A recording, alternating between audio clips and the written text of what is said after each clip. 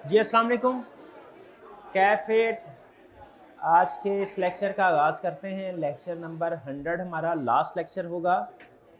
कैफेट का चैप्टर है हमारा रिव्यू इंगेजमेंट। इसी लेक्चर में हम इस टॉपिक को भी कवर करेंगे और इसके पास पेपर के क्वेश्चन को भी हम इसी लेक्चर में कवर करेंगे। लेक्चर की ड्यूरेशन लगभग 1 घंटा होगी डिस्कशन समेत। और ये 1 घंटा इसको कोई एक्स्ट्रा ना समझिएगा। असल में हमारी नॉर्मल क्लास की ड्यूरेशन कोई लगभग 1.5 घंटा के करीब होती है, तो ये एक कल का आधा घंटा समझिए और एक आज का आधा घंटा, ये मिला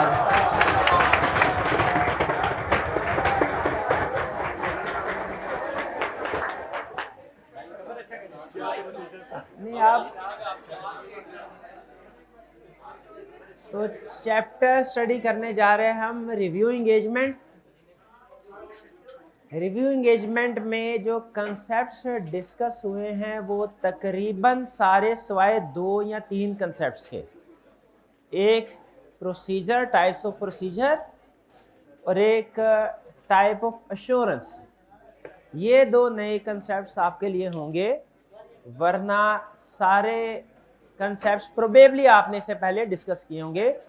और ये भी ज़हन में रखिएगा कि इस चैप्टर को पढ़ते हुए आपके ऑडिट के बहुत से कंसेप्ट्स की रिवीजन भी, क्विक रिवीजन होगी। क्विक रिवीजन आपको याद होगा, हमने चैप्टर 1 में स्टडी किया था कि एश्योरेंस एंगेजमेंट की 2 टाइप्स हैं, एक रीजनेबल एश्योरेंस एंगेजमेंट और लिमिटेड एश्योरेंस एंगेजमेंट, और दोनों की हमने डेफिनेशन भी पढ़ी थी टाइप्स ऑफ एश्योरेंस में और ड्राफ्टिंग की एग्जांपल भी। तो चैप्टर 1 में हमने 2 टाइप्स ऑफ एश्योरेंस पढ़ी। रीजनेबल एश्योरेंस एंगेजमेंट की एग्जांपल थी audit of financial statements, limited assurance engagement की एग्जांपल थी रिव्यू ऑफ फाइनेंशियल स्टेटमेंट्स। फिर उसके बाद चैप्टर 2 से ऑनवर्ड हमारे जितने भी चैप्टर्स थे, हमने वो जितने भी स्टडी किए वो सारे के सारे रीजनेबल एश्योरेंस एंगेजमेंट यानी ऑडिट से रिलेट करते थे। हमारा ये चैप्टर जो है, अब ऑडिट सारा कंप्लीट हो गया, ये जो चैप्टर है हमारा ये रिलेट करता है रिव्यू इंगेजमेंट से। रिव्यू इंगेजमेंट इसी चैप्टर में स्टार्ट होगी, इसी चैप्टर में ख़त्म हो जाएगी।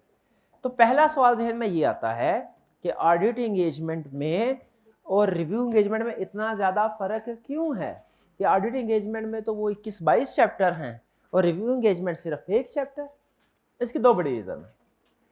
पहली रीज़न तो ये है कि ऑडिट इंगेजमेंट में चूंकि लेवल ऑफ एश्योरेंस हाई है तो हम प्रोसीजर भी ज़्यादा परफॉर्म करते हैं, उसमें सफिशिएंट एप्रोप्रिएट ऑडिट एविडेंस ज़्यादा होता है। रिव्यू इंगेजमेंट में चूंकि लेवल ऑफ एश्योरेंस लिमिटेड है तो इसमें प्रोसीजर भी कम परफॉर्म करने होते हैं, सफिशिएंट एप्रोप्रिएट ऑडिट एविडेंस निस्बतन ऑडिट की निस्बतन कम ऑब्टेन करना होता है। एक रीज़न तो ये है। दूसरी और जो ज़्यादा बड़ी रीज़न है, इसमें भी देखें फिर भी इतना ज़्यादा फ़र्क तो नहीं होना चाहिए था कि एक तरफ 20-22 चैप्टर, एक तरफ 1 चैप्टर। दूसरी बड़ी रीज़न जो है वो ये है कि रिव्यू में जो टॉपिक्स आप स्टडी करेंगे वो सारे के सारे ऑडिट में आप डिस्कस कर चुके हैं।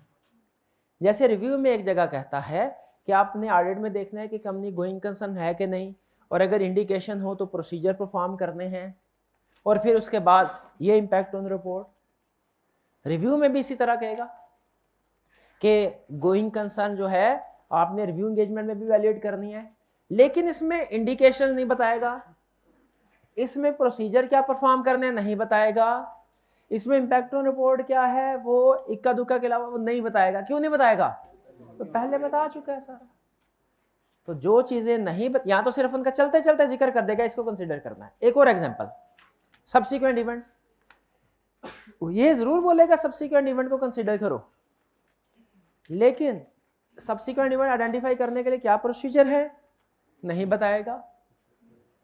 फिर सब्सिक्वेंट इवेंट आइडेंटिफाई हो जाए तो क्या करना है नहीं क्यों नहीं बताएगा? सारा पहले बात। एक जगह पे लिखता है कि रिक्वायर्ड तो नहीं है, लेकिन अगर कभी रिस्क हो आप एक्सटर्नल कंफर्मेशन परफॉर्म करना चाहे प्रोसीजर कर सकते हैं, लेकिन टाइप्स ऑफ कंफर्मेशन क्या प्रोसीजर परफॉर्म करने हैं, एग्री हो बैलेंस तो क्या करना है, नॉट एग्री कुछ भी नहीं बताएगा। क्यों नहीं बताएगा?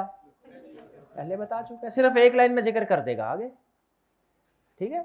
जिस तरह ऑडिट में, अगली एग्जांपल, ऑडिट में जिस तरह different types of modified opinion होते थे, क्वालिफाइड, एडवर्स, डिस्क्लेमर, रिव्यू में भी होंगे, लेकिन इसमें बहुत ज्यादा डिस्कशन नहीं करेगा, एग्जांपल्स नहीं देगा, कोई मिस स्टेटमेंट सामने आए, कोर्स ऑफ एक्शन क्या है नहीं बताएगा, स्कोप लिमिटेशन क्या है नहीं बताएगा। हालांकि मिस स्टेटमेंट रिव्यू में भी हो सकती है, स्कोप लिमिटेशन रिव्यू में भी हो सकती है, डिटेल डिस्कशन नहीं करेगा। क्यों नहीं करेगा?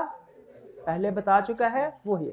यानी जहां पे फर्क होगा ना वो तो चीज बताएगा, जहां पे कोई कंसेप्ट सेम ऑडिट में भी वही अप्लाई होता है, रिव्यू में भी वहां पे ये नहीं बताए। तो इसमें ज्यादा फोकस उसका रिव्यू के अंदर ये नहीं होगा कि रिव्यू में ये प्रोसीजर परफॉर्म करने हैं, ज्यादा फोकस किस पे होगा, ये प्रोसीजर परफॉर्म नहीं करने हैं, बाकी करने हैं। तो चूंकि इसमें जो हमें आपको एग्जांपल्स बताएगा वो सारी की सारी एग्जांपल तकरीबन आपने पहले पढ़ी होंगी, इसीलिए ये रिव्यू एंगेजमेंट एक तरह से क्विक रिवीजन समझिए इसको ऑडिट के कंसेप्ट्स की। इसमें नया कंसेप्ट आपको 2 या 3 के अलावा नई चीज नहीं मिलेगी, थोड़ी देर में आपके खुद सामने आ जाएगा खुल के। इस रिव्यू एंगेजमेंट, पहली चीज ये ऑडिट एंगेजमेंट से बिल्कुल अलग एंगेजमेंट है। ऑडिट एंगेजमेंट की एक अलग रिपोर्ट होती थी, इसकी भी होगी, उसके प्रोसीजर अलग होते थे, इसमें उसमें प्रोसीजर परफॉर्म किए जाते, इसमें भी किए जाएंगे। उसमें एंगेजमेंट लेटर एग्री होता था, इसमें भी एग्री होगा। हाँ, वो एंगेजमेंट लेटर में आपको याद होगा एक जगह पे उसने लिखा था कि अगर आप कोई दूसरी एंगेजमेंट परफॉर्म कर रहे हो तो मर्ज करना चाहे दोनों को इकट्ठे एक ही लेटर में तो वो कर सकते हैं। एक्सेप्टेंस प्रोसीजर ऑडिट के होते थे, एक्सेप्टेंस प्रोसीजर रिव्यू के भी होंगे। तो इसके उसने 5 कंसेप्ट हमारे सामने रखे हैं। पहला concept assurance and related services, ये तो आपको बैकग्राउंड इंफॉर्मेशन देगा कि ऑडिटर कितनी तरह की सर्विसेज प्रोवाइड कर सकता है। फिर इसके बाद टर्म्स ऑफ, इसमें वही बताएगा जो ऑडिट है, रिव्यू है और अदर एश्योरेंस एंगेजमेंट। फिर टर्म्स ऑफ एंगेजमेंट, ये बताएगा क्या रिव्यू में एंगेजमेंट लेटर होना चाहिए, उसमें टर्म्स एंड कंडीशन क्या होंगी वो ये। और जरा मुझे बताइए इसमें इक्का दुक्का के अलावा क्या सारी टर्म्स एंड कंडीशन वही नहीं होंगी जो आपने ऑडिट में पढ़ी हुई हैं? असूली तौर पे वही होनी चाहिए। देखते हैं है क्या। Procedure to perform in a review engagement, procedure. अब देखें वहां पे तो हमें अलग अलग से प्रोसीजर को डिटेल में बताता, एनालिटिकल प्रोसीजर कैसे परफॉर्म करने हैं, सब्सटेंटिव प्रोसीजर कैसे परफॉर्म करने हैं, फिर उसके बाद कंफर्मेशन प्रोसीजर कैसे, सैम्पलिंग कैसे करनी है। हालांकि सैम्पलिंग इधर भी होती है, मजाला सैम्पलिंग के बारे में बताएगा कैसे करनी है, मेथड क्या नहीं बताएगा। क्यों नहीं बताएगा? बता चुका है। तो सरसरी जिक्र प्रोसीजर बताएगा जरूर लर्निंग ऑब्जेक्टिव 3 में, लेकिन गैस कीजिए क्या डिटेल प्रोसीजर बताएगा कि सरसरी बताएगा? सरसरी बताएगा सिर्फ, क्योंकि डिटेल पहले बता चुका है। और इसमें बताइए क्या वो सिर्फ ये कह रहा होगा कि ये परफॉर्म करने हैं, कि ये भी कह रहा होगा कि ये प्रोसीजर रिक्वायर्ड नहीं है, जरूरी नहीं है? बताइए, दोनों कह रहा होगा। क्यों? क्योंकि रिव्यू में प्रोसीजर कम होते हैं। तो लर्निंग ऑब्जेक्टिव 3 में प्रोसीजर, 2 में एक्सेप्टेंस लेटर, एंगेजमेंट लेटर, 3 में प्रोसीजर, 4 में क्या होगा? Practitioners conclusion on A review engagement. इसमें क्या बता रहा होगा? गैस कीजिए। ओपिनियन कितनी किस्म का होगा? अंदाजा लगाएं। 4 किस्म का। शाबाश। कौन कौन सा? अनमोडिफाइड, शाबाश। क्वालिफाइड, शाबाश। एडवर्ब, बेहतरीन। वही तो। अच्छा, अगर पता है तो मुझे बताइए कि क्वालिफाइड कंक्लूजन कब दे रहा होगा? जब कोई मिसस्टेटमेंट होगी उसका इफेक्ट मटेरियल होगा, जब स्कोप लिमिटेशन होगा उसका इफेक्ट मटेरियल। शाबाश। अच्छा बताइए एडवर्स कंक्लूजन कब दे रहा होगा? मिसस्टेटमेंट, शाबाश। और डिस्क्लेमर ऑफ ओपिनियन बताने की जरूरत नहीं थी, लेकिन उसने एक लर्निंग ऑब्जेक्टिव रख दिया इसका। अच्छा, कंक्लूजन याद रखे, कंक्लूजन सबसे अहम चीज होती है रिपोर्ट में, लेकिन सिर्फ रिपोर्ट में कंक्लूजन ही नहीं होता। गैस करें, ऑडिट में उसने आपको कंक्लूजन बताया था, ज्यादातर उसी के ऊपर हम डिस्कशन करते थे, लेकिन क्या ऑडिट रिपोर्ट का फॉर्मेट भी दिया था? उसमें ऊपर नीचे कुछ रूटीन की बातें होती थी। सबसे अहम चीज क्या होती थी? तो एक है ओपिनियन डिसाइड करना, एक है ओपिनियन को ड्राफ्ट करना। क्या हमें ऑडिट रिपोर्ट में उसने ओपिनियन को ड्राफ्ट करना भी सिखाया था? फिर से, क्या ऑडिट रिपोर्ट के अंदर उसने हमें ओपिनियन को ड्राफ्ट करना भी सिखाया था? फिर से, ताकि सनद रहे और बवक्ते ज़रूरत काम आवे, मुकर ना जाएं आप लोग। क्या ऑडिट रिपोर्ट के अंदर टाइप ऑफ ओपिनियन सिखाए थे? हर टाइप ऑफ ओपिनियन को ड्राफ्ट करना भी सिखाया था? आई कैप अगर एग्जाम में कहे ड्राफ्ट कर दो, कर देंगे? शाबाश शाबाश। तो उसी तरह यहाँ पे भी लर्निंग ऑब्जेक्टिव 4 में हमें कंक्लूजन ड्रा करना सिखाएगा। ड्रॉ कर मतलब डिटरमिन करना। क्या उसकी वर्डिंग भी सिखानी चाहिए? वो कैसे सिखाएगा? With the help of report. Learning objective 5 में रिव्यू रिपोर्ट का फॉर्मेट भी देगा। बातें तकरीबन वही होंगी, इसमें भी मैनेजमेंट रिस्पॉन्सिबिलिटी होगी, उधर भी थी, उधर भी प्रैक्टिशनर रिस्पॉन्सिबिलिटी थी, इधर भी होगी ऑडिटर की। उधर भी ओपिनियन था, इधर भी ओपिनियन, उधर भी एड्रेस, इधर भी एड्रेस, उधर भी डेट, इधर भी डेट, उधर भी प्लेस, इधर भी प्लेस। बस सबसे अहम जो डिफरेंस होंगे वो दो होंगे। एक रिस्पॉन्सिबिलिटी में वो कहेगा भैया मेरी रिस्पॉन्सिबिलिटी उतनी नहीं है जितनी ऑडिट की होती थी, कम है। और दूसरा फर्क बताइए क्या होगा? प्रोसीजर तो बता दिया रिस्पॉन्सिबिलिटी में कि मैं प्रोसीजर कम करूंगा, ये रिस्पॉन्सिबिलिटी में ही कहेगा कि मैं प्रोसीजर कम करूंगा। ओपिनियन में क्या फर्क होगा वाला? नेगेटिव। ये चीज क्लास में है कोई माइका लाल जो बता दे नेगेटिव टाइप ऑफ ओपिनियन क्या होगा? चैप्टर 1 में याद करवाया था। कितने स्टूडेंट्स को याद है? हाथ उठाइए जरा। ये 5-7 है बस, शाबाश होता है। Based on our review, nothing has come to our attention that causes us to believe that financial statement do not give। वो है नेगेटिव, वही तो आप किसको समझ रहे थे?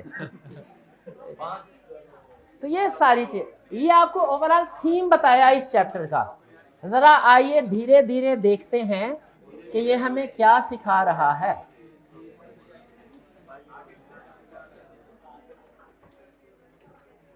A firm can provide assurance services and related services and other not assurance services.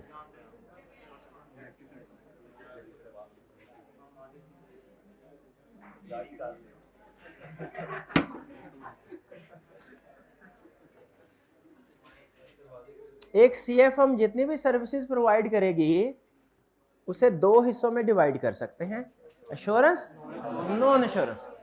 Non assurance services को फर्दर दो हिस्सों में डिवाइड करते हैं। एक रिलेटेड सर्विसेज यानी ऐसी सर्विसेज जो एश्योरेंस तो नहीं है, एश्योरेंस से मिलती जुलती है, और एक अदर सर्विसेज, ठीक है, जैसे एडवाइजरी वगैरह की, कंसल्टेंसी वगैरह। बिल्कुल। एश्योरेंस सर्विसेज की दो एग्जांपल है, ऑडिट, रिव्यू। ऑडिट में कौन सा लेवल ऑफ एश्योरेंस? रिव्यू में कौन सा? लिमिटेड। जो रिलेटेड सर्विसेज है ना, यानी नॉन एश्योरेंस होती है, उनको नॉन एश्योरेंस किस लिए कहा बोला जाता भला? क्योंकि उसमें एश्योरेंस प्रोवाइड नहीं की जाती। उसकी दो एग्जांपल है, एक एग्रीड अपॉन प्रोसीजर और एक कंपाइलेशन। एक में क्लाइंट हमें कहता है भाई हमारी फाइनेंशियल स्टेटमेंट्स आप खुद बना देना, हमारी फाइनेंशियल स्टेटमेंट्स खुद बना दे। ये कौन सी सर्विस है? कंपाइलेशन। एक है सर फाइनेंशियल स्टेटमेंट हमने बनाई है, ऑडिट आप कर दें, ये एश्योरेंस है। एक क्या है? सर फाइनेंशियल स्टेटमेंट्स ही आप बना दें, ये नॉन एश्योरेंस। सर कौन सी? इसे बोलते हैं कंपाइलेशन। कंपाइल, ठीक है, कंपाइल। एक है सर फाइनेंशियल स्टेटमेंट्स हमने बनाई है, ऑडिट आप कर दें, एश्योरेंस। और ऑडिट किसके मुताबिक होगा? आईएसएस के मुताबिक। एक है सर फाइनेंशियल स्टेटमेंट हमने बनाई है, ऑडिट नहीं करना। ऑडिट करने को आपको कोई ना, आप हर चीज को चेक करना शुरू हो जाते हैं, हर एलिमेंट को। हमें मसला है सिर्फ जो हमने डेटर्स है ना हमारे, उनमें कि हमारा कोई बंदा इन्वेंट्री को खुर्द-बुर्द करता रहा है और उसको फेक सेल रिकॉर्ड करता रहा है। इन्वेंट्री गायब हो रही है, उसके बदले में हम समझ रहे थे डेटर क्रिएट हो रहे हैं, लेकिन अब हमें कुछ डेटर से पता चला फेक है। आप एक एक्सटेंसिव एक्सरसाइज करें जिसमें इन्वेंट्री में कैलकुलेट करें कितना गायब हुई है, और फिर डेटर में से बताएं हमें कितने डेटर्स फेक है। ये भी वेरिफिकेशन ही की तरह की, लेकिन ये पूरी फाइनेंशियल स्टेटमेंट में नहीं है, एक दो एरिया, और एक दो एरियाज में भी काम क्या करना है जो क्लाइंट बता रहा है। जब हम करें तो वेरिफिकेशन ही ऑडिट नेचर का ही काम, लेकिन उसका स्कोप ऑडिटिंग स्टैंडर्ड ना डिसाइड करे, क्लाइंट डिसाइड करे। उसे कहते हैं एग्रीड अपॉन प्रोसीजर। क्या कहते हैं? Agreed upon procedure. Agreed upon procedure और कंपाइलेशन में फर्क समझ आया? तो बताइए, एक स्टेटमेंट दे रहा हूं, अगर समझ आया तो आप बता सकते हैं। कंपाइलेशन और एग्रीड अपॉन, इनमें लेवल ऑफ एश्योरेंस रीजनेबल होता है कि लिमिटेड? कोई भी नहीं होता। ये नॉन एश्योरेंस एंगेजमेंट है, कोई भी नहीं होता। अच्छा ठीक, नॉन एश्योरेंस है। अच्छा अब बताइए, एग्रीड अपॉन प्रोसीजर में और कंपाइलेशन में कौन सी वाली एंगेजमेंट अकाउंटिंग नेचर की और कौन सी ऑडिट नेचर की? कंपाइलेशन अकाउंटिंग नेचर, शाबाश। और agreed upon procedure audit nature, यही बता रहा है। ठीक है, ये सारी चीजें उसने आपको यही बताई हैं। अब ऐसा करते हैं साथ साथ, क्योंकि अब घर में रीड करने का टाइम नहीं है, इस लेक्चर में सारा कुछ आपको यहीं से करवा के घर भेजना है। आपके पास है 5 मिनट, और ऑनलाइन वाले स्टूडेंट्स खास तौर पे आपने भी ये काम करना है साथ साथ। लर्निंग ऑब्जेक्टिव 1, लर्निंग ऑब्जेक्टिव 1 पढ़ना है, और एंड पे जो क्वेश्चन है अगर उसका जवाब दे सकते हैं तो टिक लगाना है, जवाब नहीं दे सकते तो क्रॉस लगाना है। ये टिक या क्रॉस मैं देखूंगा। टाइम खुला है आपके पास, पूरे 5 मिनट, बेफिक्र होके पढ़े। जी पॉज कीजिएगा। जी रीडिंग आपने कर ली होगी उम्मीद है। कोई क्वेश्चन पूछना चाहते हो तो पूछ ले। जी जी पूछे पूछे पूछे। एग्रीड अपॉन प्रोसीजर में, अच्छा एग्रीड अपॉन प्रोसीजर में उन्होंने पूछा है कि लिखा है एंड एप्रोप्रिएट थर्ड पार्ट। देखिए समटाइम ऐसा होता है कि वेरिफिकेशन किसी चीज की करनी होती है लेकिन किसी थर्ड पार्टी के कहने पे। जैसे बाज़-औक़ात ऐसा होता है कि मैनेजमेंट हमें कहती है कि सर आप सिर्फ ना ऐसा करें, रॉयल्टी एक्सपेंस को वेरीफाई कर दें। हमने कहा जी वो क्यों? उन्होंने कहा सर असल में ना हमने लाइसेंस लिया हुआ है एक पार्टी से, उनको हम हर यूनिट सोल्ड के ऊपर रॉयल्टी पे करते हैं, तो वो ये देखना चाहते हैं, उन्हें बाकी किसी चीज़ से गर्ज नहीं है, वो सिर्फ ये देखना चाहते हैं कि रॉयल्टी सही कैलकुलेट हुई है कि नहीं। तो अब यहाँ पे बेसिकली जो रेलिवेंट स्टेक होल्डर है वो मैनेजमेंट भी नहीं है, वो कौन है? वो पर्सन जिसने लाइसेंस दिया होगा। तो इसमें समटाइम थर्ड पार्टी भी इन्वॉल्व होती है। एक और इसकी एग्जांपल है, बाज़-औक़ात रेगुलर एससीसीपी कंपनीज को कहता है कि किसी एक चीज़ को वेरीफाई करवा के ना उसकी रिपोर्ट हमें जमा करवाए, उसे हम कहते हैं रेगुलेटरी रिपोर्टिंग। तो जो भी रेगुलेटरी रिपोर्टिंग होती है, अब वो जाहिर है अल्टीमेट हमें इंगेज कौन करेगा? हमें मैनेजमेंट ही, हमें रेगुलेटर नहीं करेगा। रेगुलेटर अगर कहता है ना कि आप ये चीज़ इसको ये प्रोसीजर परफॉर्म करके लाएं, वेरीफाई करवा के लाएं किसी एक खास चीज़ को, सिर्फ मैनेजमेंट से कहता है, तो एज प्रोफेशनल प्रैक्टिशनर हमारे पास रेगुलेटर नहीं आएगा कि आके इसको चेक करो। कौन है? कंपनी आएगी। लेकिन अल्टीमेटली जो हमने रिक्वायरमेंट्स सामने रख के वेरिफिकेशन करनी है, वो रिक्वायरमेंट्स किसकी हैं? रेगुलेटर की। तो बाज़ औक़ात थर्ड पार्टी भी इन्वॉल्व होती है इसमें, एग्रीड अपॉन प्रोसीजर में। समटाइम सिर्फ मैनेजमेंट ही होती है। अगर मैनेजमेंट को लगे कि कोई फ्रॉड वगैरह हो रहा है किसी जगह पे, उसकी इन्वेस्टिगेशन करवानी है, तो सिर्फ मैनेजमेंट ही इन्वॉल्व होगी इसमें, एग्रीड अपॉन प्रोसीजर में। बाज़ औक़ात थर्ड पार्टी भी इन्वॉल्व हो सकती है। रेगुलेटरी रिपोर्टिंग इसकी एग्जांपल है, जब कोई रिपोर्ट रेगुलेटर को सबमिट करवानी हो। क्लियर हुई है बात?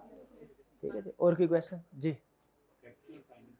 फैक्चुअल फाइंडिंग का मतलब ये होता है कि जब एग्रीड अपॉन प्रोसीजर परफॉर्म किए तो हर प्रोसीजर के नतीजे में, हर प्रोसीजर के नतीजे में जो चीजें सामने आई वो हम तो प्रेजेंट कर देंगे, लेकिन उनकी बेस पे कंक्लूजन कि ओवरऑल फाइनेंशियल स्टेटमेंट ठीक है कि नहीं, ये नहीं देंगे, ये नहीं देंगे। आप नोट कीजिए कि ऑडिट के केस में हम वो जो अनकरेक्टेड, जो मिस स्टेटमेंट आइडेंटिफाई करते थे वो भी सामने रखते थे मैनेजमेंट के, डायरेक्टर्स के या बेसिस में इंक्लूड करते, और साथ में ओपिनियन भी देते थे।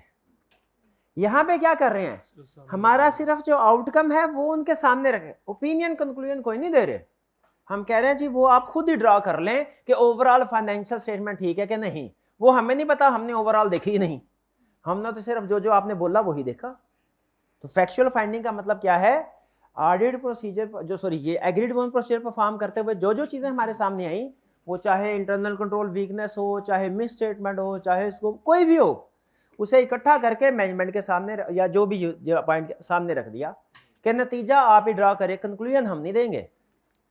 याद रखें नॉन एश्योरेंस एंगेजमेंट में रिपोर्ट तो होती है, उस रिपोर्ट के अंदर कोई ओपिनियन नहीं होता, नहीं होता, ठीक है। एश्योरेंस एंगेजमेंट में रिपोर्ट भी होती है, ओपिनियन भी होता है, वो पॉजिटिव भी हो सकता है, नेगेटिव भी हो सकता है। क्लियर जी? और कोई क्वेश्चन?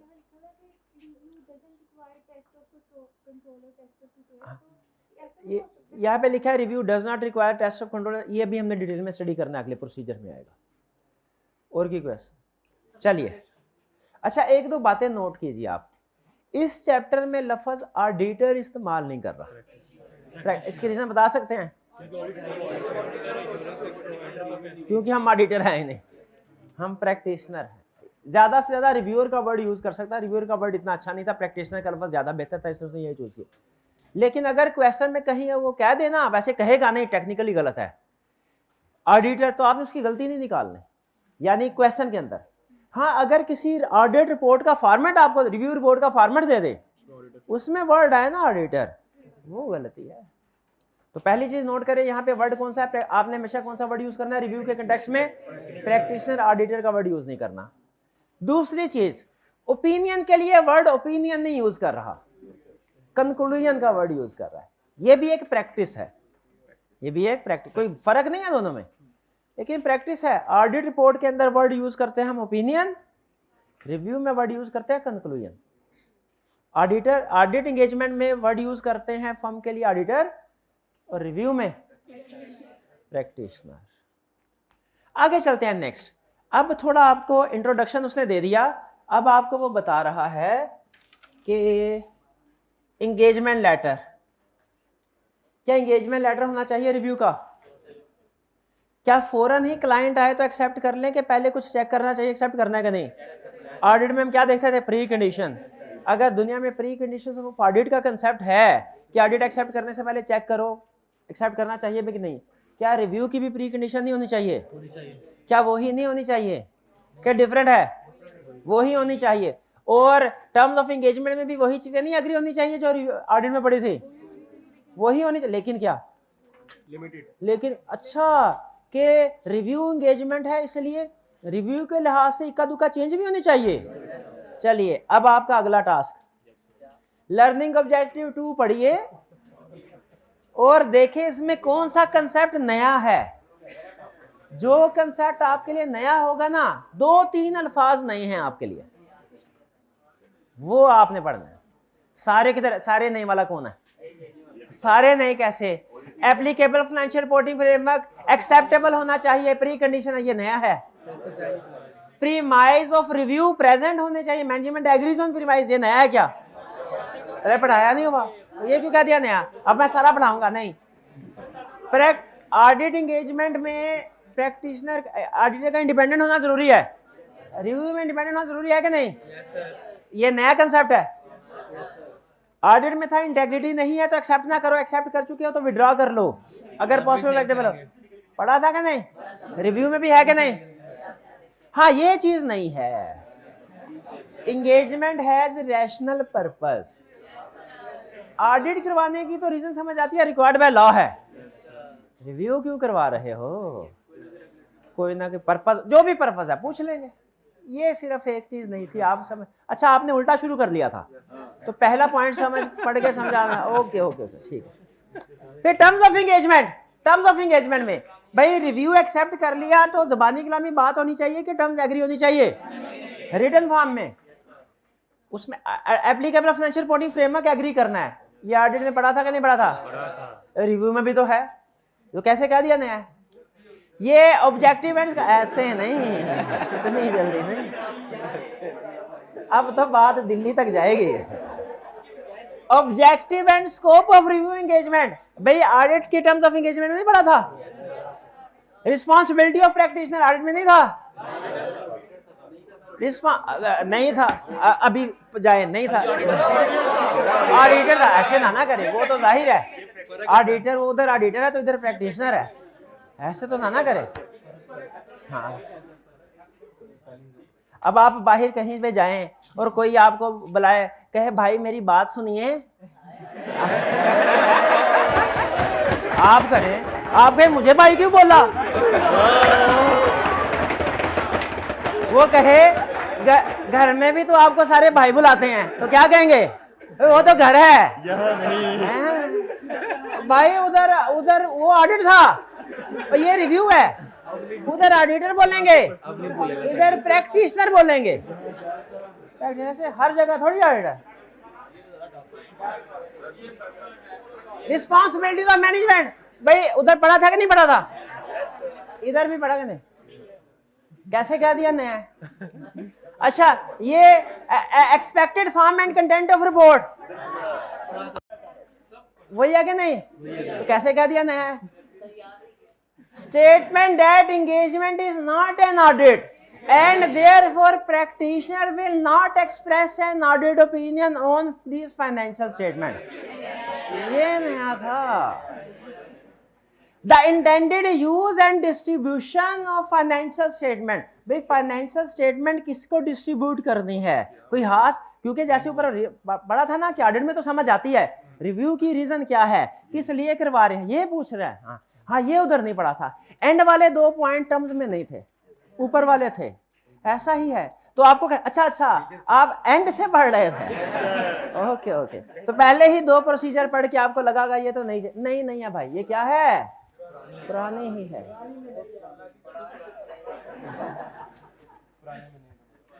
चले जी, लर्निंग ऑब्जेक्टिव 2 क्लियर, पढ़ने के लिए टाइम चाहिए अब आपको, नहीं पढ़ लें एक दफा, ओके।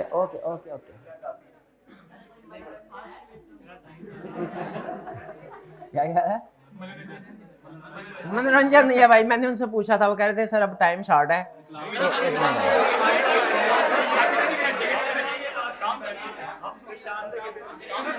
नहीं आप शाम तक इधर है, मैं नहीं। Procedure to perform in a review engagement,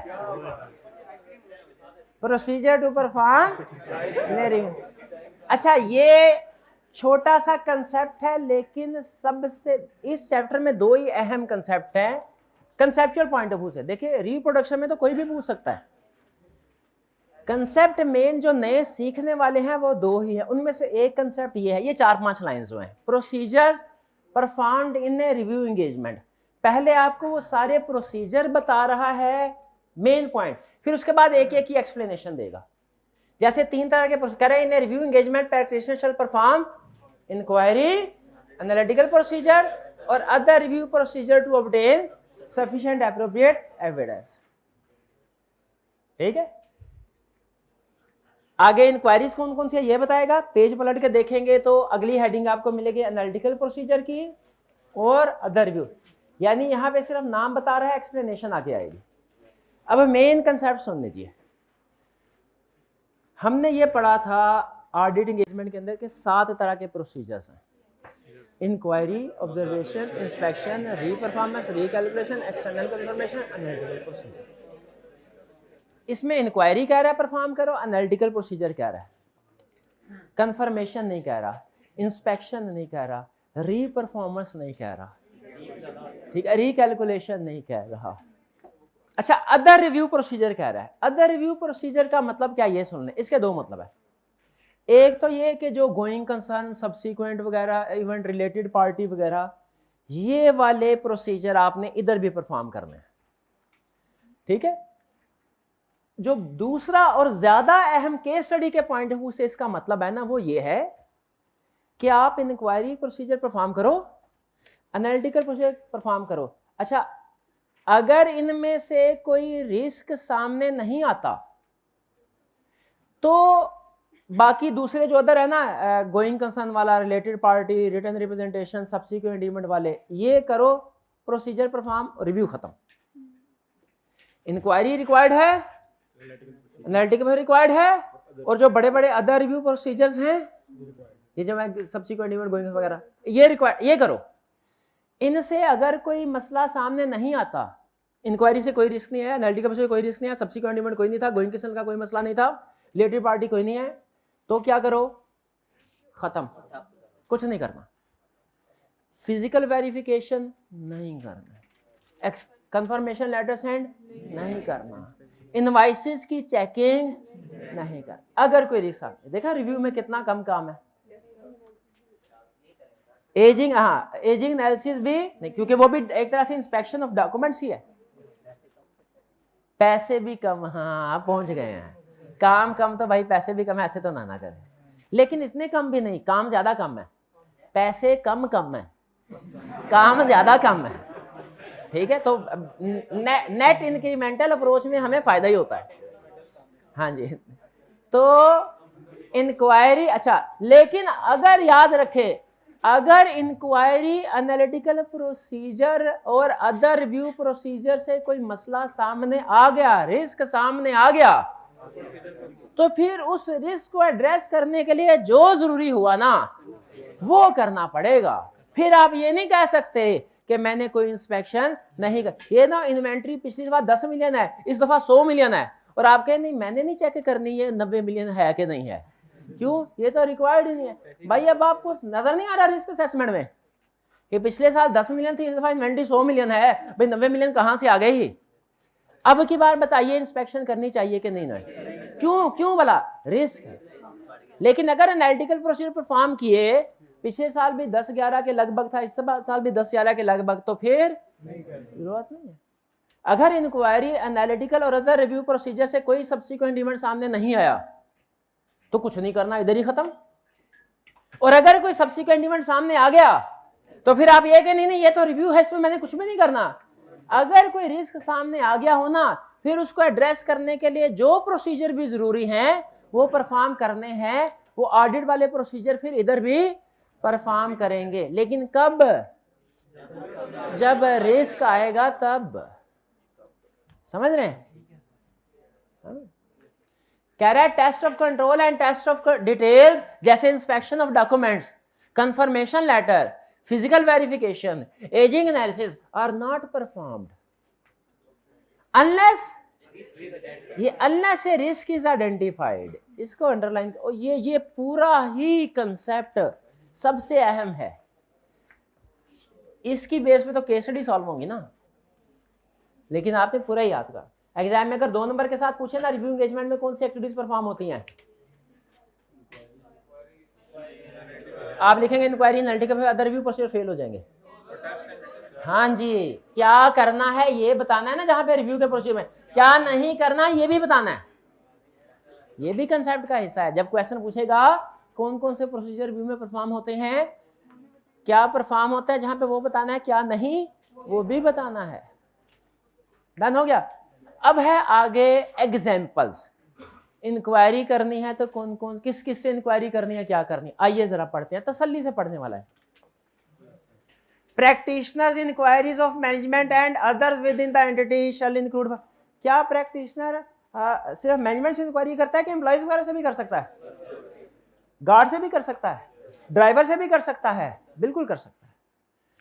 बाज़ औक़ात इन लोगों के पास ऐसी इंफॉर्मेशन होती है जो आपको कोई और बताता भी नहीं है, ठीक। बहरहाल, how management makes the significant counting estimates.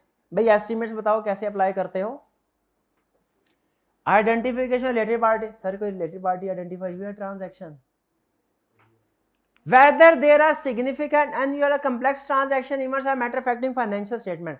Sir कोई complex transaction है जैसे revaluation, जैसे deferred tax, जैसे लीज, फाइनेंस लीज, जैसे रेवेन्यू रिकॉग्निशन पॉलिसी वगैरह, ये रिस्क अगर इनके जवाब में हाँ हाँ आते जाए ना तो फिर इसका मतलब क्या, अमूमी तौर पे कोई ना कोई रिस्क आ गया। और अगर ना आते जाए तो फिर काम पार है। 1-2 का हाँ आ ही जाता है तो हमें कुछ ना कुछ प्रोसीजर फर्दर रिव्यू में परफॉर्म कर दें। Existence of any actual suspected alleged fraud और non compliance with laws, subsequent event, going concern issues, इनके बारे में पूछ लेंगे। अगर तो सबका जवाब ना आया ना तो फिर इधर ही खत्म, रिव्यू खत्म।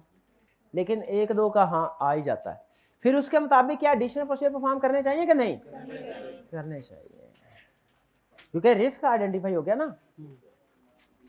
एनालिटिकल प्रोसीजर में कहता है आप एनालिटिकल प्रोसीजर परफॉर्म करके चेक करो कोई अनयूजुअल रिलेशनशिप जो सिग्निफिकेंटली डिफरेंट हो, वो है कि नहीं। अगर कोई अनयूजुअल चीज आ जाए एनालिटिकल प्रोसीजर से तो इसका मतलब क्या हुआ, यस आ गया रिस्क बढ़ गया, नो आया खत्म, आगे चले। Practitioner should use analytical process to identify unusual relationship between items in financial statement या individual items that appear unusual। कोई unusual चीज नजर आती है तो बोल, ठीक। फिक्स एसेट्स ज्यादा थे, डेप्रिसिएशन बहुत कम थी, 4%, डेप्रिसिएशन रेट 10% है। डेप्रिसिएशन एक्सपेंस अगर देखें एसेट्स के लिहाज से तो कम है 4%, अनयूजुअल रिलेशनशिप। और अगर इसी तरह पिछले साल इंटरेस्ट इनकम थी, नहीं याद है क्वेश्चन में, इस साल उसने इंटरेस्ट इनकम रिकॉर्ड कर दी थी, वो सिंगल ही था आइटम, सिंगल, लेकिन उसके बावजूद उसमें अनयूजुअल थी। भाई कहां से आ गया, लोन लिया हुआ था लास्ट ईयर में, याद है वो जैक कंपनी वाला सवाल, जिसमें नीचे बैलेंस दिया हुआ था, पिछले साल इंटरेस्ट एक्सपेंस था, इस साल वो इंटरेस्ट इनकम था। तो अनयूजुअल चीज जो भी होगी हमने एनालिटिकल प्रोसेस से आइडेंटिफाई करना है। अगर ना कोई भी ना आई, कोई भी चीज अनयूजुअल ना हुई, रिव्यू उधर ही खत्म। और अगर कोई सामने आ गई फिर फर्दर प्रोसीजर, अदर प्रोसीजर और क्या परफॉर्म करने हैं, use of work perform by audit में अदर से काम ले सकते हैं, रिव्यू में भी काम ले सकते हैं। अदर से क्या मुराद है, एक्सपर्ट, इंटरनल ऑडिटर, रिव्यू में भी उनसे वर्क यूज कर सकते हैं। अच्छी बात है कि नहीं। रिटर्न रिप्रेजेंटेशन ऑडिट में ऑब्टेन करते थे, रिव्यू में भी करते हैं। जरा ये पढ़िए कि वो रिटर्न रिप्रेजेंटेशन किस किस चीज पे ऑब्टेन कर रहा है, और मुझे बताइए क्या कोई ऐसी चीज है जो रिव्यू में है लेकिन ऑडिट में नहीं थी।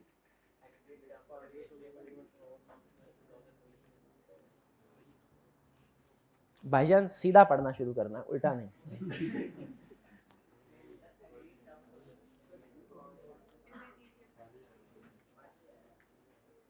हाँ, फुलफिल्ड रिस्पॉन्सिबिलिटीज वाली भी थी, ये तो सबसे पहले थी, सबसे बड़ी थी, जिसका इफेक्ट भी परवेसिव होता है। रिलेटेड पार्टी वाली भी थी, रिक्वायर्ड है, सब्सिक्वेंट इवेंट भी, फ्रॉड भी, नॉन कंप्लायंस में। वो कितने स्टूडेंट्स को रिटन रिप्रेजेंटेशन का चैप्टर देखे बगैर ये पता चल गया कि ये उधर डिस्कस हुई है, जरा हाथ उठाएं।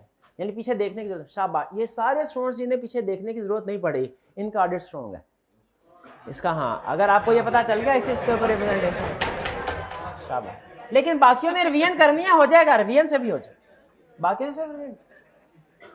सब्सिक्वेंट इवेंट्स, उधर सब्सिक्वेंट इवेंट ऑडिट में आइडेंटिफाई होते थे, एडजस्ट डिस्क्लोज इधर भी होगा। एप्रोप्रिएटनेस ऑफ गोइंग, अच्छा गोइंग कंसर्न का एक इशू है, ये मैं अभी डिस्कस करता हूं। लेकिन गोइंग कंसर्न हम ऑडिट में भी सेस करते थे, रिव्यू में भी। इसका मसला क्या है, जब रिपोर्ट में आएगा ना फिर मैं आपको बताऊंगा। जरा क्वेश्चन नंबर 2 पढ़े पास्ट पेपर का। क्वेश्चन नंबर 1 पढ़ लिया था हमने, मैंने पढ़ा दिया था क्वेश्चन नंबर 1, आपने खुद ही पढ़ लिया था। डिफरेंस है ऑडिट और रिव्यू में, चलिए कोई बात नहीं, पढ़ लें। सेकंड पढ़ लें, state any 3 procedure which are generally adopted by practitioner to obtain evidence in review. उसने ये नहीं बताया कि 3 टाइप्स ऑफ इंक्वायरी या एनालिटिकल प्रोसीजर या अदर, तो क्या करें, एक एक 2-2 प्रोसीजर हर एक में से लिख दे। तो 2 नंबर है सारे, चले सारे इंक्वायरी में लिख दे। नहीं, लेकिन मेरा ख्याल है एक इंक्वायरी लिख दे, हाँ ये ज्यादा बेहतर है। एक इंक्वायरी, एक एनालिटिकल और एक अदर, ये ज्यादा बेहतर है मिक्स करके, ठीक है। नाम नहीं लिखने, प्रोसीजर लिखना। ये क्या कह रहा था, सिर्फ नाम लिखने, हेडिंग लिखनी है सर, छोड़ दे बस, अच्छा है सर।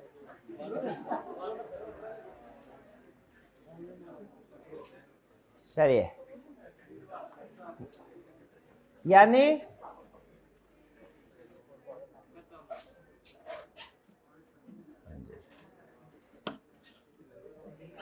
ये कह रहे थे भाई कि सर सिर्फ ये लिख दें, इससे ज्यादा बेहतर है कि आप इंक्वायरी लिखें और उसके आगे स्पेसिफिक एग्जाम्पल भी लिखें।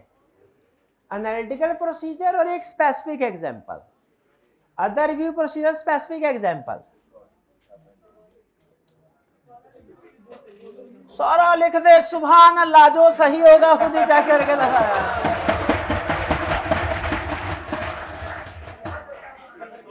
कूजे को दरिया में फेंक दिया,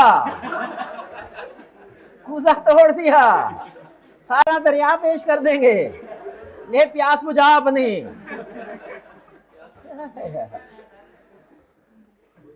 अच्छा भला ऑडिट चल रहा होता है। चले आगे चल। प्रोसीजर परफॉर्म हो गए, उसके बाद क्या करना है?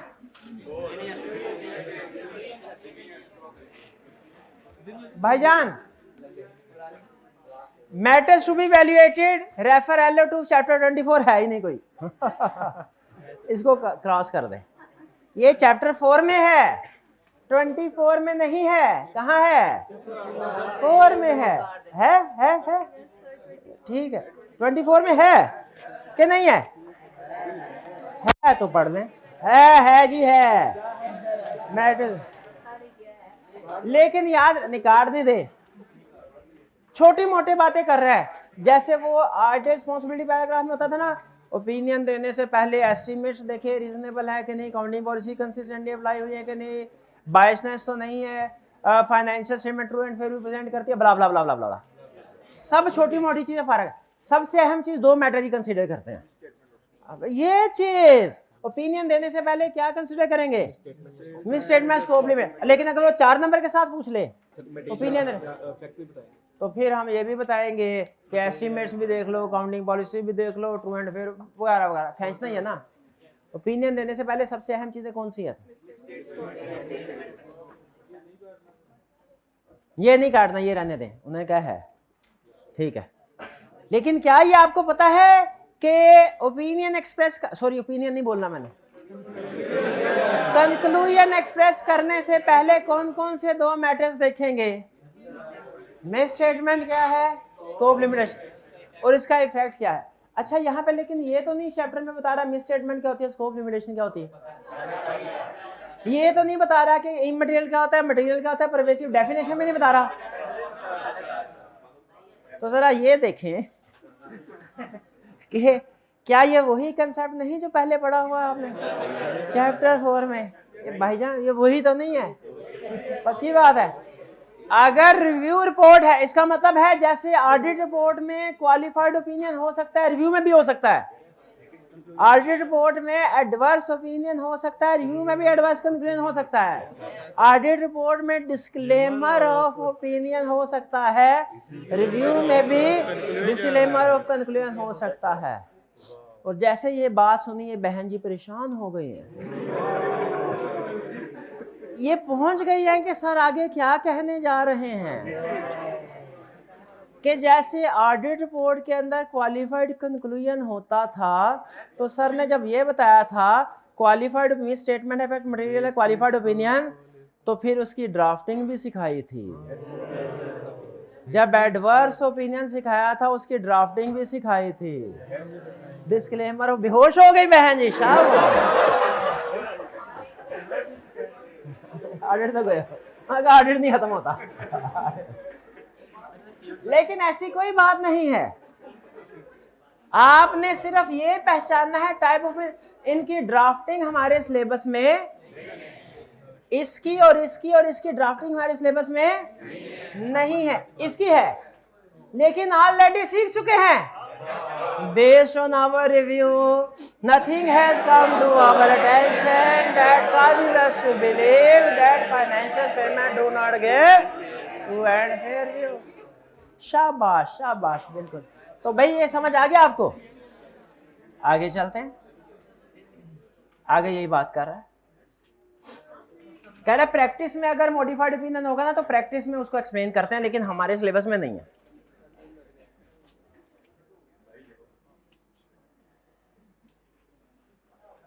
प्रैक्टिशनर रिपोर्ट ऑन आखिरी कंसेप्ट, ऑडिट के आखिरी चैप्टर का आखिरी कंसेप्ट।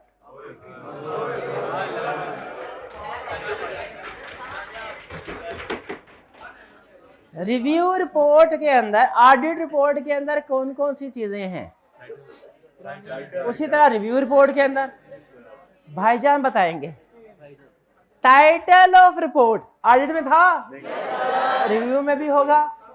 इसके ऊपर क्या लिखा होगा, इंडिपेंडेंट ऑडिटर्स रिपोर्ट, क्या लिखा होगा?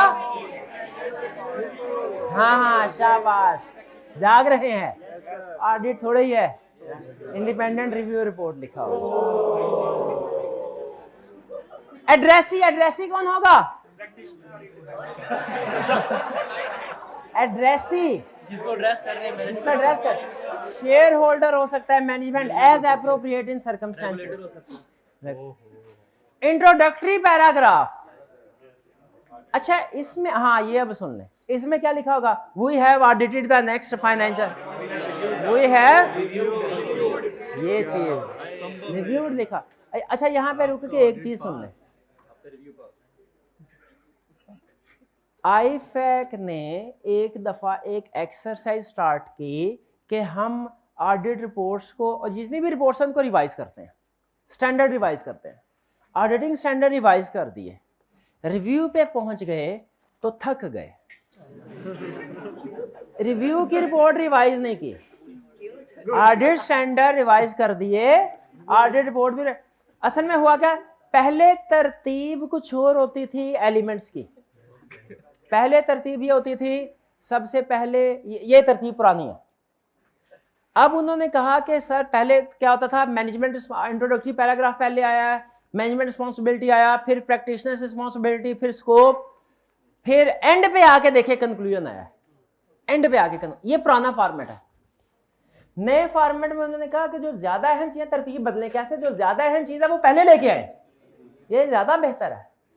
तो इसलिए अब ऑडिट रिपोर्ट का फॉर्मेट देखेंगे ना आप, तो उसमें सबसे पहले ओपिनियन, फिर उसके बाद रिस्पॉन्सिबिलिटीज पर आएंगे। लेकिन रिव्यू रिपोर्ट का फॉर्मेट देखेंगे तो पुराना ही है। पहला डिफरेंस ये नजर आएगा आपको, ठीक है।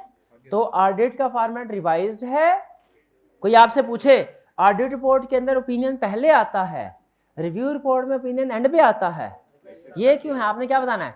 ऑडिट रिपोर्ट रिवाइज नहीं है, ऑडिट रिपोर्ट रिवाइज्ड है, रिव्यू रिपोर्ट रिवाइज नहीं। जब रिवाइज होगी ना, प्लान में है उनके, रिवाइज होगी जब तब वो तरतीब ऑडिट के हिसाब से ही हो जाएगी, फिलहाल नहीं है।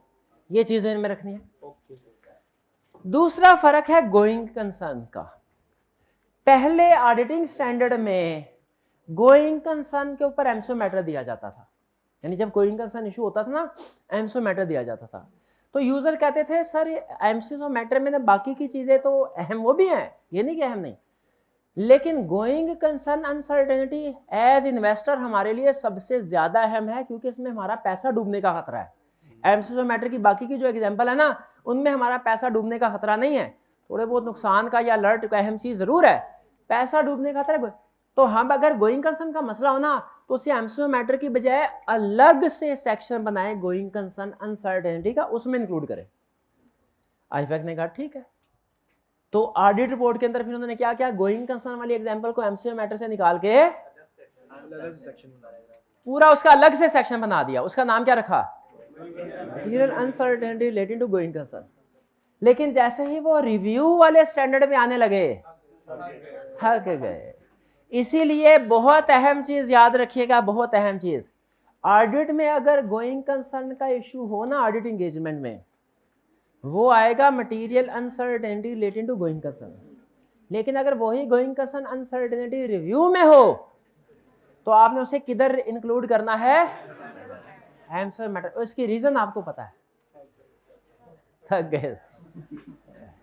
अच्छा अब जरा देखिए, टाइटल पढ़ा हमने, एड्रेस ही पढ़ लिया ऑडिट में, दोबारा बताने की जरूरत नहीं क्या होता है। इंट्रोडक्टरी पैराग्राफ में क्या बताएगा? Title of each financial statement period covered, income statement, balance sheet, cash flow statement for the year ended, ये बताते थे ना। State that financial statement have been, ये अंडरलाइन। अगर उसने रिपोर्ट का फॉर्मेट दे के आपसे कह देना गलतियां निकालें और उधर लिखा हुआ वी हैव ऑडिटेड, तो आपने क्या करना है? वो है रिव्यू रिपोर्ट है, ऑडिटर थोड़ी जाएगा, ऑडिट रिव्यू है या प्रैक्टिशनर। शाबाश शाबाश। डिस्क्रिप्शन ऑफ मैनेजमेंट रिस्पांसिबिलिटी कौन सी? Preparation of financial, description of practitioners responsibility to express conclusion, शाबाश शाबाश, ए डिस्क्रिप्शन और स्कोप ऑफ रिव्यू ऑफ, अच्छा ये अहम है 6। पहली चीज अहम थी जो आपको बताया सबसे अहम, वो प्रोसीजर 4-5 वो बताया था, 2 ही अहम चीजें हैं इसमें। दूसरी अहम चीज ये है कि रिपोर्ट के अंदर एक सेक्शन आता है जिसे कहते हैं स्कोप, डिस्क्रिप्शन ऑफ रिव्यू या स्कोप ऑफ रिव्यू। उसमें ये स्टेटमेंट लिखते हैं, ये जरा सुन ले, क्या ये ऑडिट में नहीं लिखी जाती। पहला, review is performed under IS, audit perform होता है ISA के मुताबिक, इंटरनेशनल स्टैंडर्ड्स ऑन ऑडिटिंग के मुताबिक। रिव्यू परफॉर्म होता है ISRE के मुताबिक, international standards on review engagement के मुताबिक। तो review is performed under ISRE and is a limited assurance engagement, ये लिखना है रिपोर्ट में, क्योंकि देखने वाले को गलत ही ना लग जाए कि ये ऑडिट रिपोर्ट ही है। दूसरी बात क्या लिखनी है, practitioner performs procedures primarily consisting of inquiry, analytical procedure and other procedure। Primarily यही होते हैं, हाँ सेकेंडरी में अगर कोई रिस्क आ जाए तो दूसरे भी परफॉर्म कर सकते हैं। और फिर अच्छा ये बात अजीब सी है, the procedure performed in a review are substantially less than those performed in audit conducted in accordance with ISAs। ये मुझे पता है, ये आसान है, ये अजीब नहीं है, अजीब बात अब आएगी कि प्रोसीजर कम है and accordingly the practitioner does not express an audit opinion on the financial statement. Audit opinion नहीं दे, ऊपर कह रहा है मैं ओपिनियन नहीं दे रहा, और नीचे कह रहा है 7वें में कि हेडिंग आएगी कंक्लूजन की और उसमें लिखा जाएगा कंक्लूजन अनमोडिफाइड है कि मोडिफाइड। यहां कह रहा है ऑडिट ओपिनियन नहीं दूंगा और फिर नीचे कंक्लूजन भी दे रहा है। हाँ वो कंक्लूजन रिव्यू का है, ऑडिट का यही कह रहा है, कह रहा है ये ना मेरे प्रोसीजर चूंकि कम है तो मैं ऑडिट ओपिनियन नहीं दे रहा, फिर क्या दे रहा हूं, कंक्लूजन ऑन रिव्यू रिपोर्ट। समझ रहे हैं? फिर क्या होगा, डेट ये आपको पता ही है, जिस दिन एविडेंस ऑब्टेन किया, सिग्नेचर, प्लेस, ऑफिस जहां पे प्रैक्टिस करता है, सिटी नेम। क्लियर? नहीं आपको कैसे पता चला? सच में रिपोर्ट में यही चीजें आती है। हो सकता है मैंने झूठ बता, हो सकता है आपको गलत पढ़ाया हो, ये कोई पॉइंट टू नोट भी है। ओ हाँ, की ऑडिट मैटर तो आया ही नहीं, की ऑडिट मैटर है, ऑडिट में आएगा, रिव्यू में थोड़ा ही आएगा। की रिव्यू मैटर तो दुनिया में है ही नहीं और ऑडिट मैटर रिव्यू में आएगा नहीं। सब ये इंपॉर्टेंट पॉइंट्स पढ़े, केस स्टडी में याद काम आएंगे। प्रैक्टिशनर कैन आल्सो इंक्लूड एमसो matter and other matter paragraph, ठीक है, लेकिन ये तो बताया ही नहीं कब। उसने ये बताया एमसो मैटर रिव्यू रिपोर्ट में आ सकता है, ये तो बताया ही नहीं कब आएगा। वही वाली एग्जांपल चैप्टर 4 वाली, समझ गए? है देयर आर नो की ऑडिट मैटर्स एंड मटेरियल अनसर्ट। की ऑडिट मैटर क्यों नहीं आएगा आपको बता दिया, ऑडिट रिव्यू नहीं।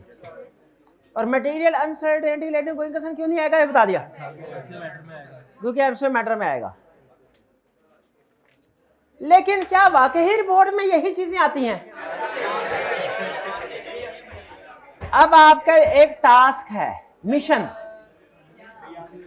आपने एक तरफ एलिमेंट्स हैं, दूसरी तरफ ये रिपोर्ट है, पढ़ते जा रहा है, नजर नहीं, कोई बात नहीं, आंखें खोल के पढ़े इंशाल्लाह नजर आ जाए।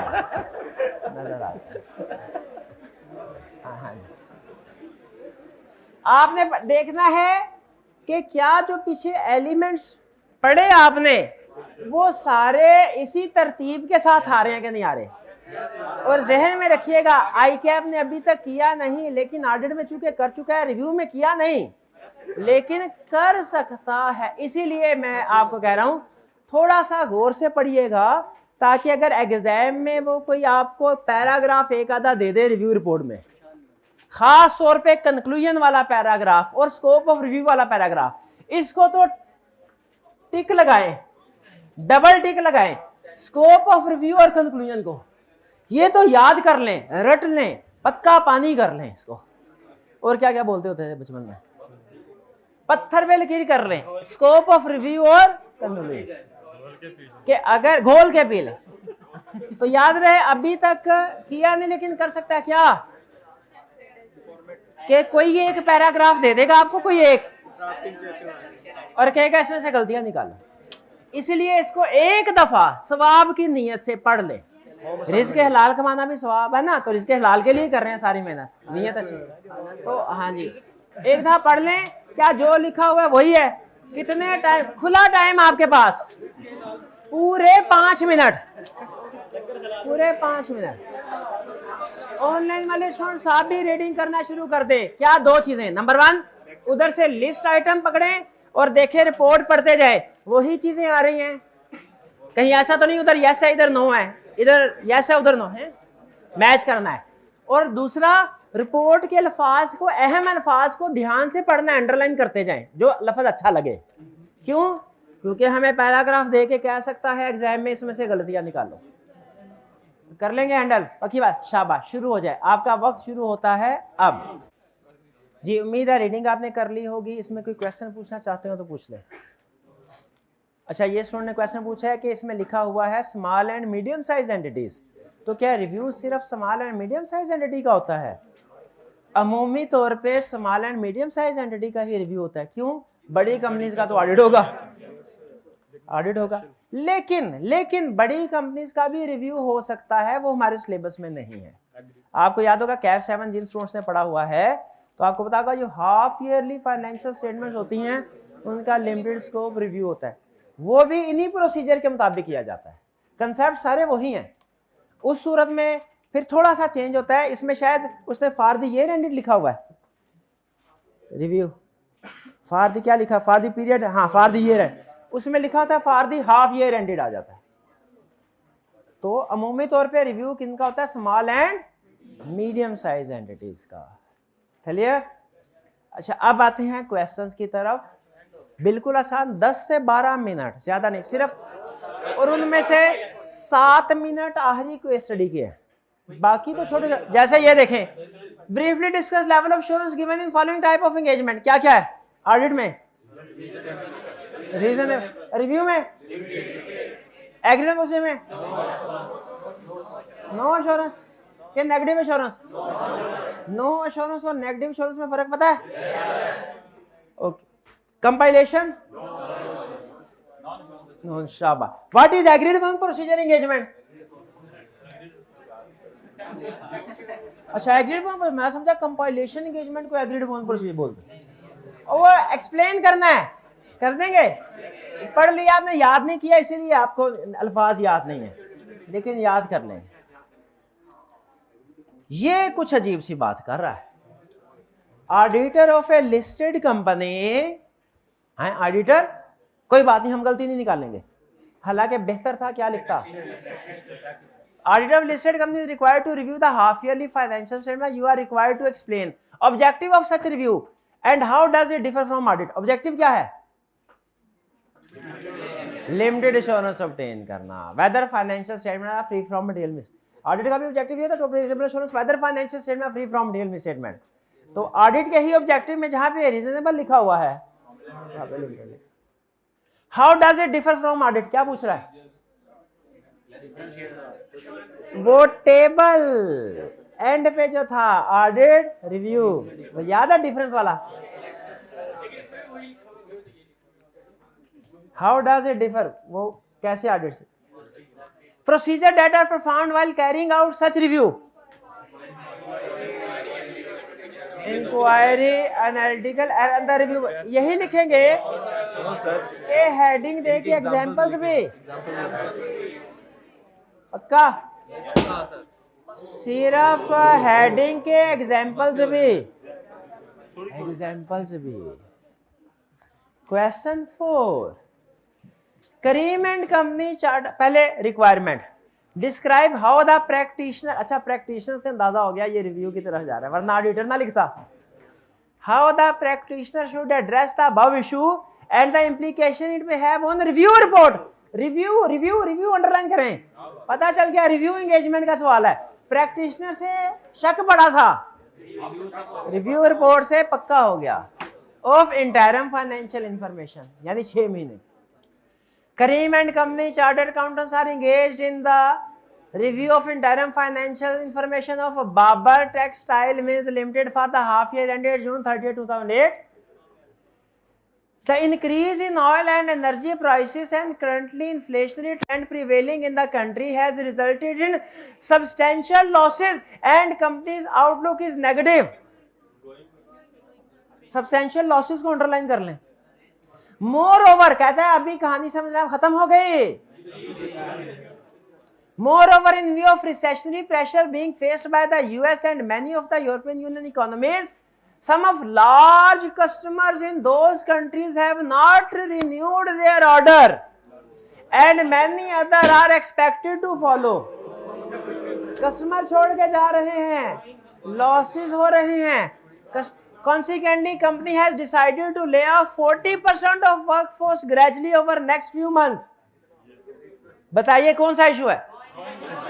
The company's management acknowledges the severity of the situation. कहते हैं हाँ मसला ठीक है, हमें पता है मसला बहुत संगीन है, but is reluctant to provide specific detail in interim financial information. Detail नहीं देना चाह रहे। However, it has given a note containing a general indications about the future prospects of the company. बताइए किस तरफ जा रही है बात? Going concern. तो अब आपने उन्होंने डिस्क्लोजर नहीं दिया, गोइंग कंसर्न का डिस्क्लोजर आता है ना, तो अब हम जो डिस्कशन करेंगे किस चीज के ऊपर करेंगे कि क्या कंपनी डिस्क्लोज करती है या नहीं करती। रीस्ट्रक्चरिंग प्रोविजन भी आएगा कि हम वो भी उसको वैल्यूएट करेंगे, वो भी डिस्क्लोजर और रीस्ट्रक्चरिंग दोनों को इकट्ठा लिख दें कि अगर प्रॉपर रीस्ट्रक्चरिंग प्रोविजन और डिस्क्लोजर यहां तो कंपनी देगी, अगर डिस्क्लोजर दे दिए तो अनमोडिफाइड ओपिनियन और अनमोडिफाइड कंक्लूजन और एम्फेसिस ऑफ मैटर। क्यों? गोइंग कंसर्न अनसर्टेनिटी नहीं, रिव्यू है। जिसने गोइंग कंसर्न अनसर्टेनिटी लिखा वो फारिग है। क्यों? गोइंग कंसर्न अनसर्टेनिटी पे इनको हिलाएं जरा। गोइंग कंसर्न अनसर्टेनिटी पे, गोइंग कंसर्न अनसर्टेनिटी का पैरा नहीं आना, ये बोल रहे हैं नहीं आना। क्यों नहीं आना? गोइंग कंसर्न अनसर्टेनिटी पे गोइंग कंसर्न अनसर्टेनिटी का पैरा नहीं आना तो क्या आना है? क्यों? क्यों? रिव्यू है। शाबाश। ये तो तब है जब सब कुछ ठीक होगा, और अगर वो कहता है डिस्क्लोजर नहीं देना, ये क्या होगा? Miss statement. अगर क्या उसने इफेक्ट बताया हुआ है? अगर मटेरियल है तो इफ करके क्वालिफाइड। एक स्टूडेंट ने लिखा इसमें if effect, if disclosure is not given, it will be a misstatement. If effect is material, auditor shall express qualified opinion.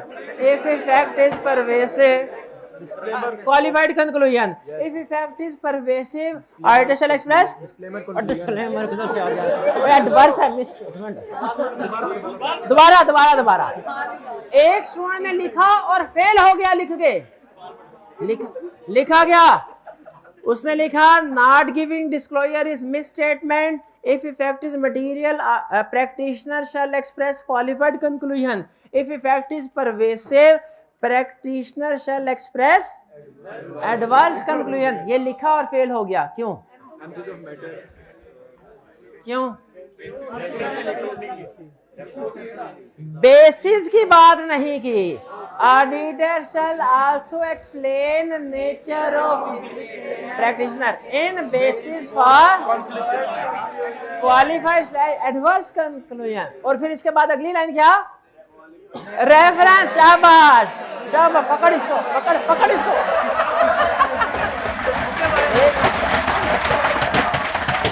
Reference किस चीज का? सर वो सलाम लेने आ रहा था। की एडेड मैटर आता है इधर? आता ही नहीं। इधर वो किया। नॉर्मली आपको पता है केस स्टडी के अंदर जब क्वालिफाइड ओपिनियन होता है, बेसिक की भी बात करते हैं और ये भी लिखते हैं कि की एडेड मैटर में बेसिस फॉर क्वालिफाइड ओपिनियन का रेफरेंस आएगा। यहां पे सिर्फ बेसिस की बात करनी है, यार क्यों नहीं करने? ऑडिट है ही नहीं, तो ऑडिट मैटर कहां से आ गया?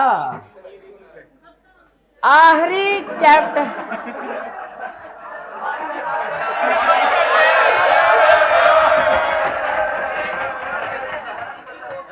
आखिरी लेक्चर के आखिरी टॉपिक की आखिरी केस, पूरे ऑडिट की आखिरी केस स्टडी, बस। नहीं ये, और ये वो केस स्टडी है जो कई दफा सीफैप लेवल पे भी मिलती जुलती केस स्टडी टेस्ट कर चुका है, कैफ पे भी 2-3 दफा की है। सिर्फ ये कर दें मुझे अगर ये किताबें बंद कर दें, किताबें बंद करके बैग में डाल, अगर सही कंक्लूजन दे दिया पूरे ऑडिट का हक अदा कर दिया। ये ले 3 क्वेश्चन है, 2 के सही जवाब दे दिए ना, 3 हिस्से हैं, समझ ले आज आप ऑडिट का हक अदा करके घर जाएंगे। ठीक है, करे किताबें बंद। लेकिन लेकिन अगर 3 में से 2 गलत हो गए तो फिर बिठा लेना, चैप्टर 1 से शुरू करना।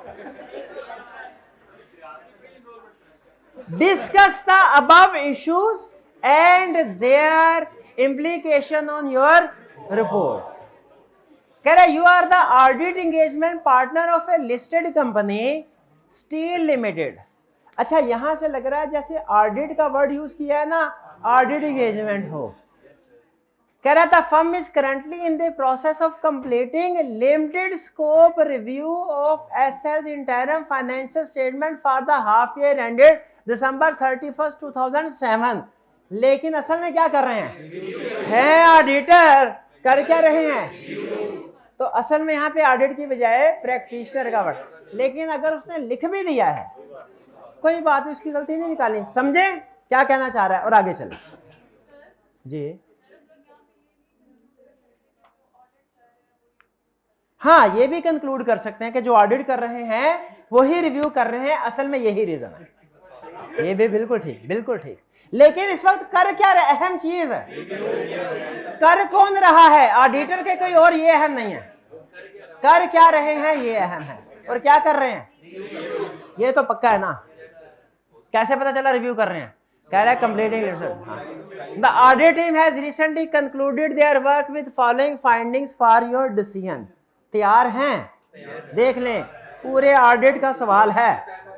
ओके, पहला के inventory is a significant item of balance sheet but the practitioner was not asked to attend the stock count at the end of the period. Consequently, the audit team relied on count communicated by management. कितने student का ख्याल है scope limitation है? कितने student का ख्याल है scope limitation नहीं है? जस्टिफाई कराएं क्यों नहीं है? क्योंकि रिव्यू में टेस्ट ऑफ डिटेल्स रिक्वायर्ड नहीं है, फिजिकल वेरिफिकेशन रिक्वायर्ड नहीं, इसलिए ये स्कोप लिमिटेशन नहीं है। हाँ, अगर कोई रिस्क होता ना, उसने जिक्र नहीं किया, अगर होता ना कोई रिस्क फिर हम कहते हैं जरूरी है। यहाँ क्वेश्चन में कोई उसने स्टेटमेंट में बताया ऐसी चीज जिससे पता चले इसमें रिस्क है, चले ये आपका हो गया करेक्ट, टिक लगा लें इसको। नहीं, सिग्निफिकेंट आइटम रिस्क होगा, फिर सिग्निफिकेंट रिस्क नहीं, अमाउंट ज्यादा होना नहीं है risk. Second, a setup of the company in Lahore having carry value of ₹235 million has been sold to an associated undertaking for ₹240 million। तो रिव्यू में तो नहीं देखते related party. The minutes of board of directors showed that transaction was carried out at an arm's length price. No explanatory note has been given in financial statement. ये statement है, disclosure नहीं दिया, impact on report. 1 minute, और कोई नहीं बोलेगा, और कोई नहीं बोलेगा, अगर बोला तो ये क्रॉस हो जाएगा, आपका गलत समझा जाएगा। इम्पैक्ट ऑन रिव्यू रिपोर्ट बता दीजिए, और याद रखिएगा incomplete answer is incorrect answer, hint दे रहा हूं। बताइए, एडवर्स कंक्लूजन होगा, दरिया को कूजे में भी नहीं गिलास में बंद कर दिया। ऑफ कर रही है, पूरा एक्सप्लेन तो कर। Not disclosing related party transaction is a miss statement in financial statement. आगे, इफ इफेक्ट इज मटेरियल तो क्या होगा? कोई नहीं बोलेगा। इफ इफेक्ट इज मटेरियल क्या होगा?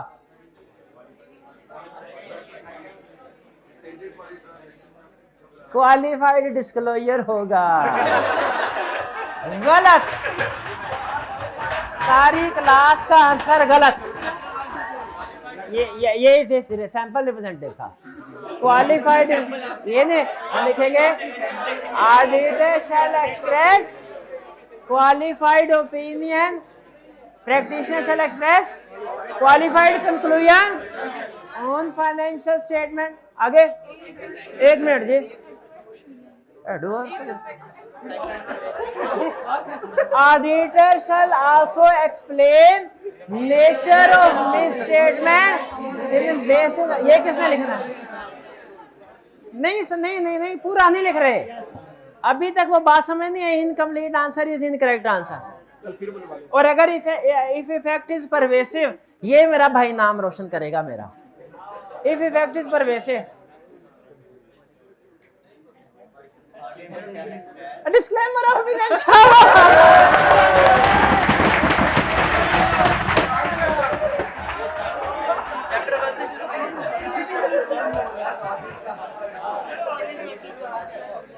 ऑडिट, हम शर्मिंदा हैं, तेरे कातिल जिंदा हैं।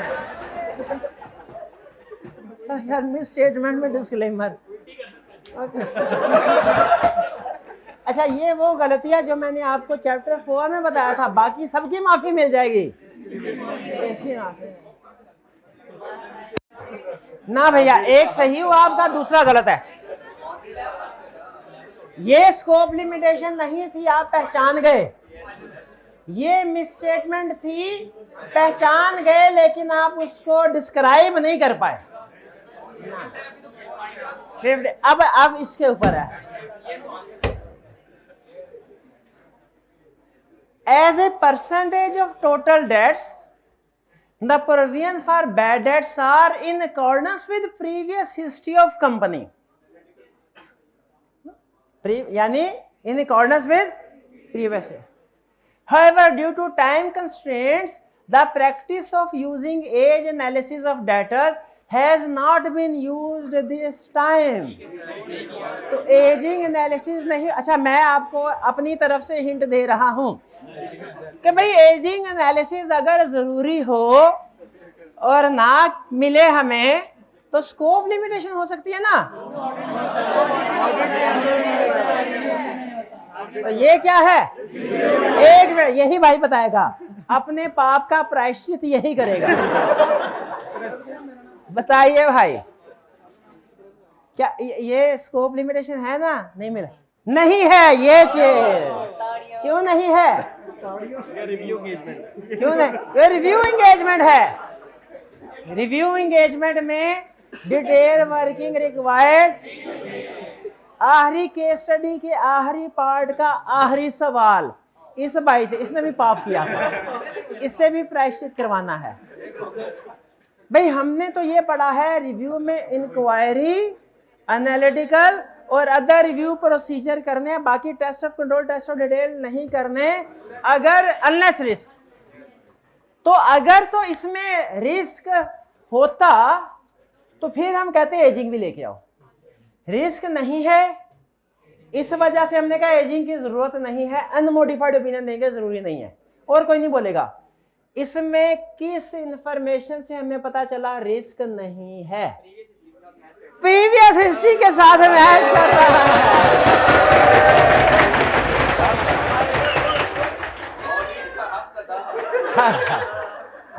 ऑडिट का हक अदा, ये बिल्कुल जी ऑडिट का हक अदा हो गया।